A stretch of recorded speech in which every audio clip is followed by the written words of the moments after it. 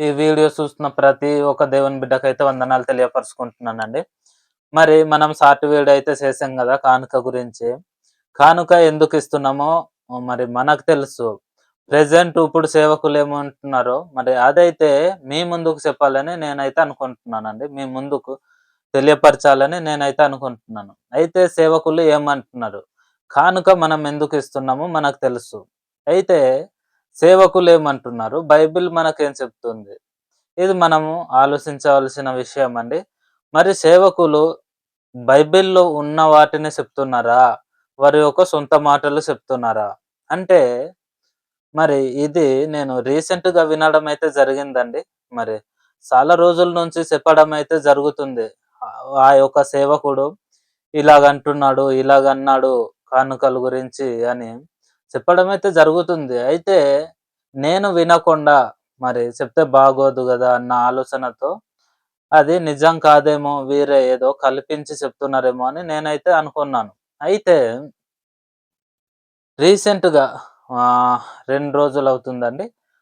మరి ఆ సేవకుడు మరి మాట్లాడుతూ ఏమన్నాడంటే, "కానుక చాలా రోజుల నుంచి ఇస్తున్నారు.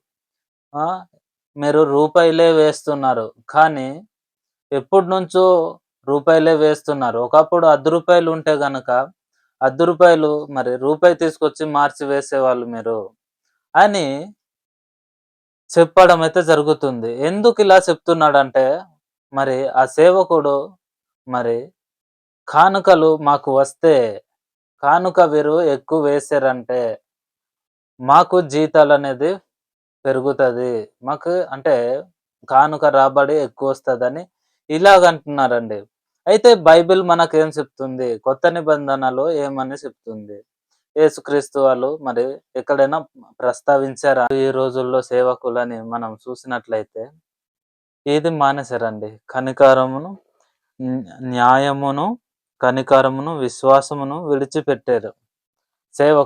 సేవకులే విడిచిపెట్టేసారని నేనైతే మరి అనుకుంటున్నానండి. స్వయంగా నేనే వినడం అయితే జరిగింది. నేను రికార్డింగ్ గాని, వీడియో గాని తీసుకుందాం అనుకున్నాను.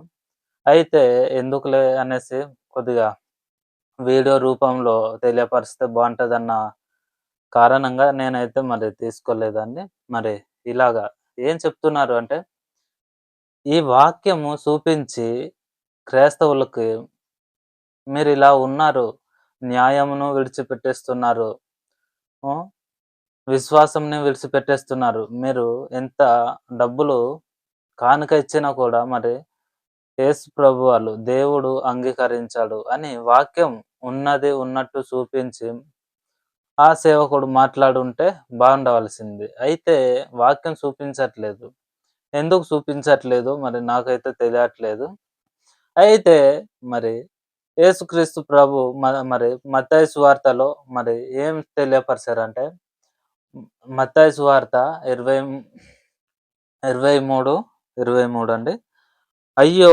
వేషధారులైన శాస్త్రులారా, పరిసయ్యులారా మీరు పుదీనాలోను, సోపులోను, జీలకర్రలోను 10వ వంతు చెల్లించి ధర్మ ధర్మశాస్త్రములో ప్రధానమైన విషయములను అనగా న్యాయమును, కనికరమును, విశ్వాసమును విడిచిపెట్టితిరి. వాటిని మానక వీటిని చేయవలసి ఉండెను అని మరి తెలియపరుస్తుందండి మనకి మత్తయి సువార్తలో. మరి ఇప్పుడు ప్రెజెంట్ ఏమంటున్నారు కొందరు సేవకులండి మరి మనకు ఎంతోమంది దేవుని సేవకులున్నారు. అయితే ఎంతోమంది మరి నిజాయితీగా దేవుని పట్ల చేసేవాళ్ళు చాలా జనాలున్నారు. అయితే ఇలాంటి వాళ్ళు చాలా మరి కొద్దిగా ఉన్నారు. మరి ఇలాంటి వారు దేని గురించి సేవలో వచ్చారు అంటే, కేవలం ఒక మరి దేవుని పని చేస్తూ, ఇలాగా కాలం గడిపేయవచ్చులే అనుకుంటూ వచ్చారా? మరి దేవుని పని చేయడానికొచ్చారా? అయితే మీరు చాలా రోజుల నుంచి రూపాయలు ఇస్తున్నారు. దానికి మరి అయితే మీరు అభివృద్ధి చెందట్లేదా? చాలా రోజుల నుంచి రూపాయలే వేస్తున్నారు అని మీరు దేవుని పట్ల నిజాయితీగా లేదేమో, దేవుని పట్ల మనసు పూర్తిగా ఇవ్వట్లేదేమో అని ఒక సేవకుడు చెప్పవలసి ఉండి, ఆ బైబిల్‌ని వదిలిపెట్టేసి మరి సీరియస్‌గా తీసుకొనడం అయితే జరుగుతుంది. అయితే మరి చాలా రోజుల నుంచి వీరు రూపాయలేస్తున్నారు. మాకు జీతం అయితే పెరగట్లేదు. లేదా మాకి సరిపోవట్లేదు. వీరిచ్చే కానుక ద్వారా మాకు సరిపోవట్లేదు అని ఇలా తీసుకొనడం అయితే జరుగుతుందండి.